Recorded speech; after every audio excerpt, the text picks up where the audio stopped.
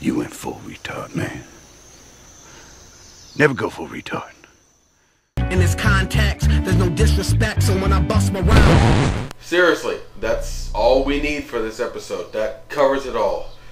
But in case you want the rest, this is POS TNG Samaritan Snare.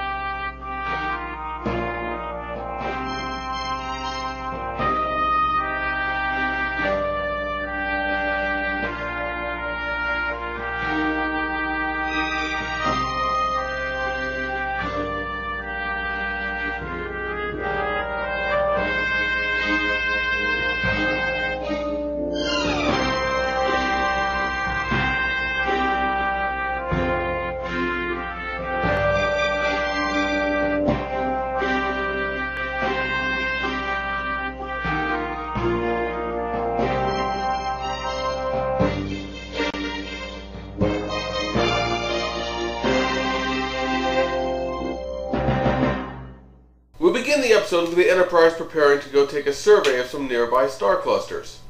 Meanwhile, Wesley's getting ready to go take a test. Another test. He just took a major test last season. How many tests does he need to take before he's even in school? How many people need to fake die before he can be admitted to the academy? Wesley, of course, is worried that he's going to do badly on this test, but he's the only one because everyone else thinks he is too awesome not to do well on this test. Come on, guys. His mom's a doctor. You don't need to check him for polyps. Picard, meanwhile, needs some sort of surgery. My staff and I are fully capable of giving you the replacement. It will be inappropriate for you to carry out the procedure. Why? She's the doctor of the ship. Why can she not do it? Are you concerned about her seeing your juicy bits? She's seen thousands of juicy bits, I'm sure. Juicy bits. Well, you know, inside your buoy and... Juicy bits. So, rather than have Pulaski do the surgery on him, Picard is going to go to the same starbase Wesley is going to so they can work on him. Because apparently people in his crew can't know that he has internal organs. I don't know. So Picard's going with Wesley on a field trip. But of course, since this is early TNG Picard and he's an utter ass, he refuses to share his shameful need for surgery with anyone. And of course, Wesley's nervous about going on his trip with Picard, and again, Picard's an ass, so I don't blame him. Relax, Wes. You'll do fine on your exams. Yeah. It's not my exams I'm worried about. It's Captain Picard. Why? He's not taking the exams. Ah! Sonia Gomez. Only on for a couple episodes. If she looks a little familiar, you might have seen her here. You make me wish I had 3 hands.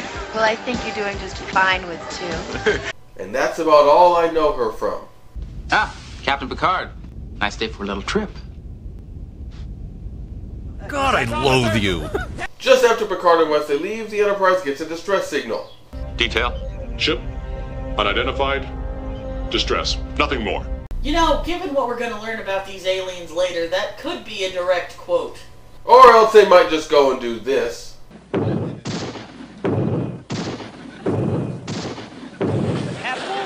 So of course, Riker's going to take the Enterprise to go help these people, even though they're going even farther away from where Picard is than they already would have been on their survey. And that's the end of the cold open. This was a long teaser. This episode is already more than 10% through, and we've only barely hit on the main plot. I have a ship on target path. Slow to impulse speed. They arrive and they meet the Packlets. I'm First Officer William Riker of the USS Enterprise. We're responding to your distress signal. Uh-huh. What is your problem? We are far from home. Aren't we all? But you sent out a mayday? Uh-huh. We are Packlets. Our ship is the Mondor. It is broken. The Packlets are pretty much retarded, and I mean that in the most literal sense. And if you take offense at the word retarded, well, I can sympathize, but it's the most appropriate word. And just keep in mind, I did not come up with these characters, Star Trek did. They're experiencing total guidance system failure with less than 24 hours reserve power. Maybe I can help. I work with retards. So Geordi's going to go on board the Packlet ship and help them. You know, shouldn't the Prime Directive apply since they don't have warp? And on top of that, we know that none of the other Packlets are going to be better than this, but Riker doesn't know that. For all he knows, everybody else is passed out from some emergency and he's just talking to the janitor.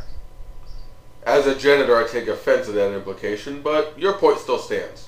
Worf, meanwhile, thinks Geordi going on board the Packlet ship is a bad idea. But the Packlets are apparently known for being very benign. And these Packlets appear benign. Worf still doesn't trust them. And being Worf, he is ignored.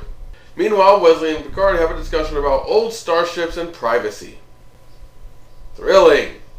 I just hate the prospect of another damned cardiac replacement. A parthenogenetic implant? What else would it be? Parthenogenic... Well, I guess it's time again to go to Kim's Corner. Dear Star Trek writers, please learn the meanings of words before you use them in your technobabble. It just so happens that I know this one. Parthenogenesis. It's what happens in some insect and amphibian species when a large amount of resources suddenly becomes available and they feel the need to reproduce rapidly to take advantage of it. And in this special case, they sometimes reproduce without male involvement, simply by females essentially cloning themselves in the womb. Even if you didn't know this because you read The Science of Middle-earth because you're a massive dork and they think this might be how orcs reproduce, look at the roots of the word. Parthenogenesis. Does no one understand Greek roots but me? How can this word possibly have anything to do with Picard's heart? Which, I remind you, is not even organic! It's artificial! Was it born of a virgin robot? No, Star Trek! No! You fail vocabulary! Go back and repeat it.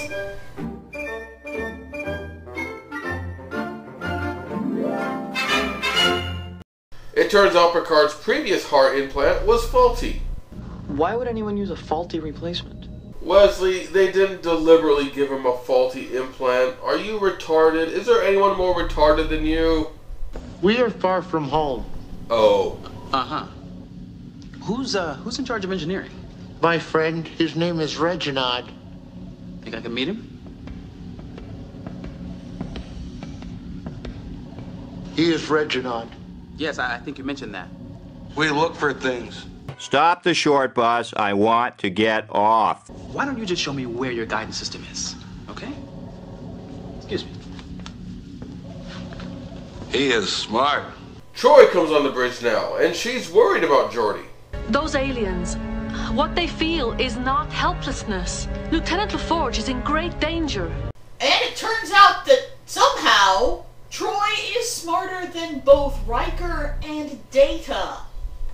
Ponder this. Well, our help is all they're going to get. They can't force us into anything, can they? Yes, that's right. They won't be able to force us into anything. With a hostage. Our Betazoid counselor is often aware of things beyond our perceptive abilities.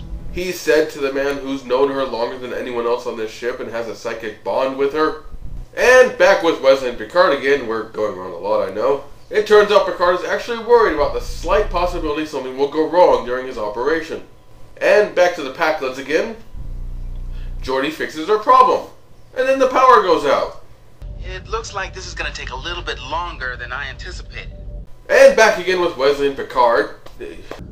Ensign. Wesley, it's not true. You're a fine young man. You don't have to say that, sir. It's pretty obvious how you feel. Is it? Shut up, Wesley. They discuss kids. That's too bad. You might have made a good father.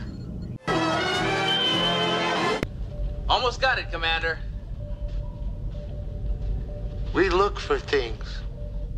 Apparently your ship is in need of more than minor repair. Things to make it go. Geordi manages to fix the power, and then the Packlets take his phaser and stun him. And then they raise shields, which they shouldn't have had. Drop your shields! You've just been tard-had! Copyright Matt McKinney. And now it's sandwich time. Also known as... Peanut butter jelly time! Peanut butter jelly time! Where you at? Where you at? Where you at? Where you at? And over sandwiches, they discuss women. Were you ever married? Never had the time. The thrill.